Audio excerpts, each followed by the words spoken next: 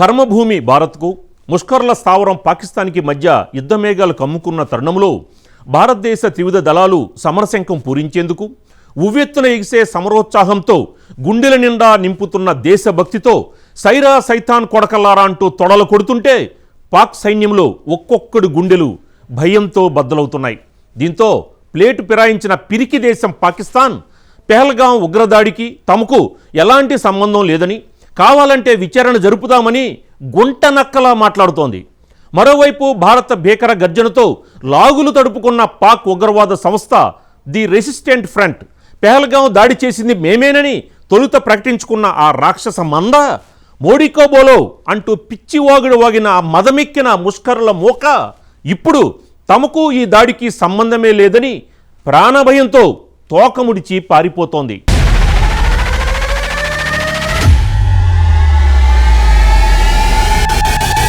పవిత్ర భారత భూమిపై శాంతి కోసం పరితపించే సైనిక హృదయాలు, దేశ రక్షణ కోసం ఉరిమే ధైర్య శిఖరాలు, ప్రతీకార జ్వాలతో మండే యువగుండెలు ఈ రోజు ఒక్కటై పాకిస్తాన్ ముష్కరులకు చావు గంటలు మోగిస్తున్నాయి. భారత త్రివిధ దళాలు సమరశంఖం పూరించి శత్రువుల గుండెల్లో భీతి రగిల్చే సమరోత్సాహంతో ఉవ్వెత్తున ఎగిసిపడుతున్నాయి.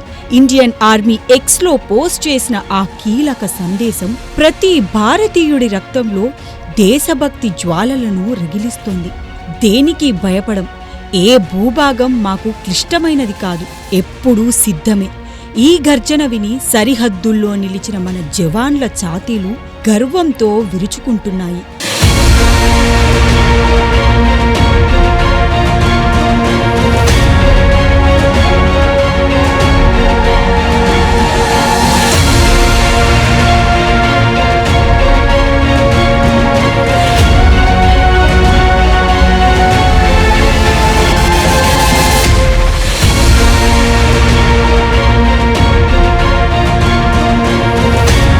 పాకిస్తాన్ ముష్కరుల గడ్డ తన పిరికి గుండెను మరోసారి బయటపెట్టుకుంది. పెహల్గాం ఉగ్రదాడి తర్వాత పాక్ పెంపుడు కుక్క ది రెసిస్టెంట్ ఫ్రంట్ సంస్థ దాడి చేసింది మేమే అని ప్రకటించుకుంది.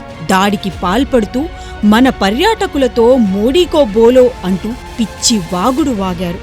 కాని భారత సైన్యం యుద్ధ సన్నాహాల గర్జన వినగానే ఆ మదమెక్కిన మూకలు తోకముడిచి మాకు సంబంధం లేదు అంటూ ప్రాణభయంతో పారిపోతున్నాయి. పాకిస్తాన్ ప్రభుత్వం కూడా గుంట నక్కలా మాట్లాడుతూ విచారణ జరుపుదాం అంటూ కాగితపు పులిలా మాటలు చెబుతుంది.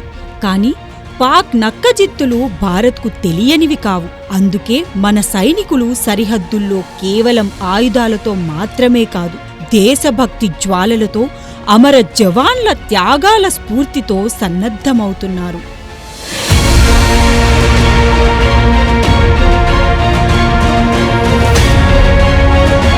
యుద్ధమంటూ జరిగితే హిమాలయాల హిమగిరుల్లో అయినా, రాజస్థాన్ ఎడారుల్లో అయినా, అరేబియా సముద్ర తీరంలోనైనా మన త్రివిధ దళాల ప్రతి అడుగు శత్రువుకు భీకరమైన సవాలే. మన నావి యుద్ధ నౌకలు సముద్రంలో సింహగర్జనలు చేస్తే, వైమానిక దళం ఆకాశంలో గరుడ రెక్కలు విప్పితే, ఇండియన్ ఆర్మీ జవాన్లు హిమగిరిల్లో కదం తొక్కితే, పాక్ సైన్యాలు తుత్తునియలు అవ్వడానికి ఎన్నో రోజులు పట్టదు. పాకిస్తాన్ తన ఉగ్రవాద చర్యలతో భారత్ను బెదిరించాలనుకుంటే వారికి గుర్తుండిపోయే చావు దెబ్బ తప్పదు. 1971లో ఢాకా ముందు మోకరిల్లిన పాక్ సైన్యం, బాలాకోట్లో బొక్కలు తిన్న ఉగ్ర శిబిరాలు, ఇవన్నీ భారత్ సత్తాకు చిహ్నాలు. ఇప్పుడు మరోసారి మన సైన్యం సరిహద్దుల్లో శత్రువును చీల్చి చెండాడేందుకు సిద్ధంగా ఉంది. భారత గర్జన ముందు పాక్ గుంట నక్కలా తోక ముడుచుకోవడం తప్ప మరో గత్యంతరం లేదు. అందుకే 2 రోజుల్లో పాక్ స్వరంలో ఈ మార్పు.